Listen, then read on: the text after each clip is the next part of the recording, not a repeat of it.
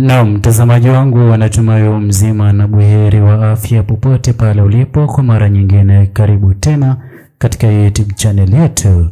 Naam, mtazamaji wangu, leo hii maafisa wa kijeshi katika Jamhuri ya Tanzania waonekana wakichukua hatua hii hata baada ya kuapishwa kwake Rais Mama Samia Suluhu Hassan, jambo ambalo ni tofauti kabisa na wananchi wa Tanzania walivyokuwa wakitarajia.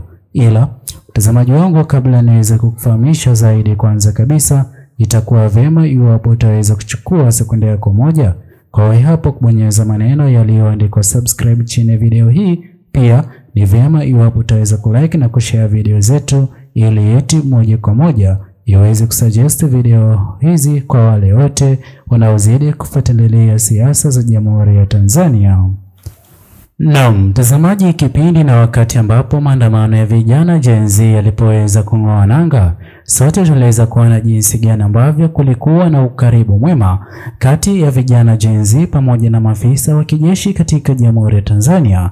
Iwapo hukuweza kufanikiwa kuona video hizo, kwanza kabisa ningependa nikuchezeshe video hizo, ndipo ambapo nikufahamisha nilichoweza kukuandalia katika video ya leo hii.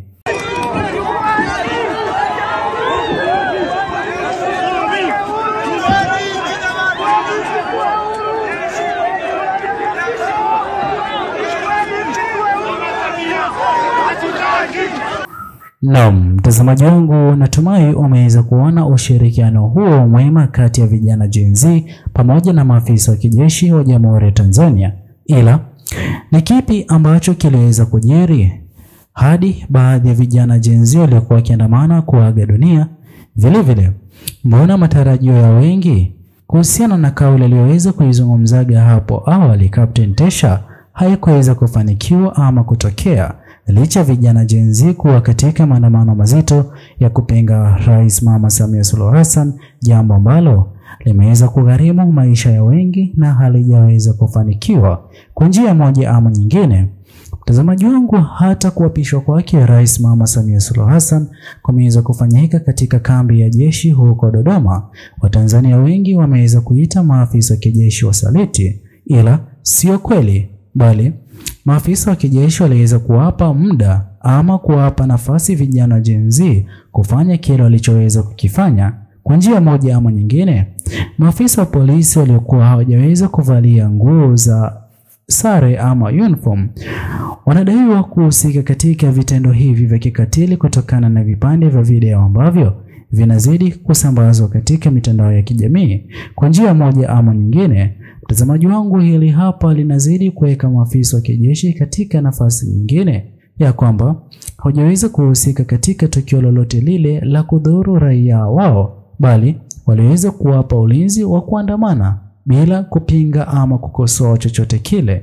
Ila kwa mara nyingine majeshi yanaonekana kuwa katika nafasi bora kwa maandamano hayo yaliyoweza kufanyika, tofauti kabisa na maafisa wa polisi, kwani kuna mtangazaji mmoja wa Clouds FM ama Clouds TV ambaye ameweza kuaga dunia kupitia kupigwa risasi katika eneo la tumbo, huku akiwa anakimbia kuingia ndani ya nyumba kupigwa risasi moja katika kalio. Mtazamaji wangu, ni jambo ambalo limevunja mioyo ya Watanzania wengi. Ila ana kakake ambaye ni afisa wa kijeshi ambaye aliweza kuonyesha roho ya utu kabisa kujitolea licha ya kuwa na vuguvugu la maandamano ya Gen Z na kwenda kujaribu kumwokoa, kumpeleka katika hospitali ya karibu kwa ajili ya kupata matibabu. Ila ikumbukwe ya kwamba jamaa ama kakake huyu maafisa wa kijeshi, kabla ya kuondoka kupelekwa katika kituo cha matibabu,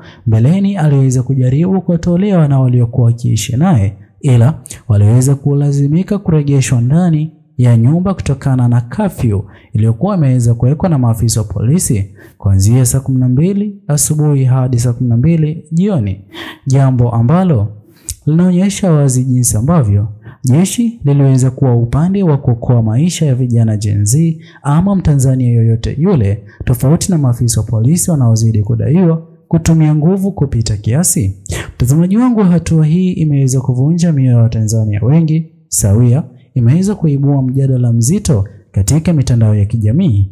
Je, kilichoweza kutumika kinastahili ama ni utumiaji tu wa nguvu kupita kiasi kwa ajili ya kunyamazisha na kujaribu kutoa onyo kali kutokuwepo na jaribio lolote lile la maandamano katika Jamhuri ya Tanzania, hatua ambayo inazidi kudhihirisha wazi yale yote yaliyokuwa yakizungumzwa na Mheshimiwa Humphrey Polepole, Mheshimiwa Tundu Lissu, Mheshimiwa John Heche, ya kwamba viongozi walioko madarakani wanatumia nguvu kupita kiasi kwa ajili ya manufaa yao na sio kwa manufaa ya wananchi wa Tanzania.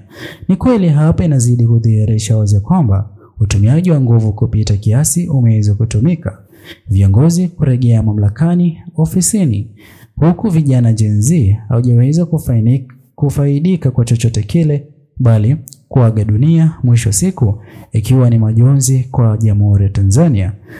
Ijapokuwa baadhi ya viongozi waliokuwa wakihudumu katika serikali ya awamu ya 6 hivi sasa wataendelea kuhudumu katika serikali ya awamu 7 kwa mara nyingine, ni kwa manufaa yao binafsi na sio kwa manufaa ya Mtanzania yoyote yule raia ambaye anayezidi kutozwa ushuru ama kodi siku baada ya siku kwa ajili ya Tanzania mpya iweze kutokea kupitia kujengwa kwa barabara ama miradi ya serikali kufanikishwa. Pia baadhi ya viongozi wakuu wa serikali ya awamu ya 7 hivi sasa watatarajiwa kuweka ajira kwa vijana, ila itakuwa ngumu. Mtazamaji wangu, pia kuna jambo ambalo limezidi kushuhudiwa, jinsi ambavyo maandamano haya yaliweza kuleta athari pakubwa.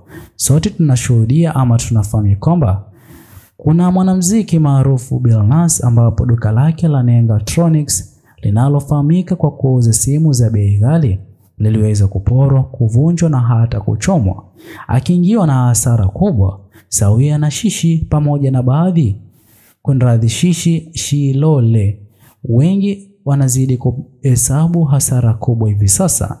Ni kweli wameweza kuingiwa na hasara, ila haiwezi kufanana na jamaa aliyeweza kupoteza mtoto wake ama mpendwa wake katika maandamano yaliyokuwa ya kupinga uongozi wa serikali ya awamu 6 kwa mara nyingine kutopewa nafasi ya kuongoza serikali ya awamu 7, jambo ambalo hivi sasa linazidi kushuhudiwa ama kuonekana. Serikali ya awamu 6 iliyokuwa mamlakani hivi sasa ndio wanaozidi kupewa nafasi ya kuongoza serikali ya awamu 7 kwa njia moja ama nyingine. Mtazamaji wangu, Jamhuri ya Tanzania inahitaji maombi, na pia ni vyema iwapo kweli Mheshimiwa Tundu Lissu ataweza kupata haki yake sawia na viongozi wengine akiwemo Mheshimiwa John Heche pamoja na Mheshimiwa Humphrey Polepole. Ila kwa sisi hapa tungependa Mungu aweze kuilinda Tanzania katika kipindi hiki kigumu, kujalia viongozi busara ya kuongoza Jamhuri ya Tanzania katika mwelekeo sahihi kwa manufaa ya wananchi na sio kwa manufaa ya viongozi. Je, mtazamaji wangu, mtazamo wako ni upi? Ni vyema kwa wewe hapo kutochia maoni yako katika uwanja wa comment section. Usisahau kusubscribe, like, comment na kushare video zetu. Bye bye until the next video.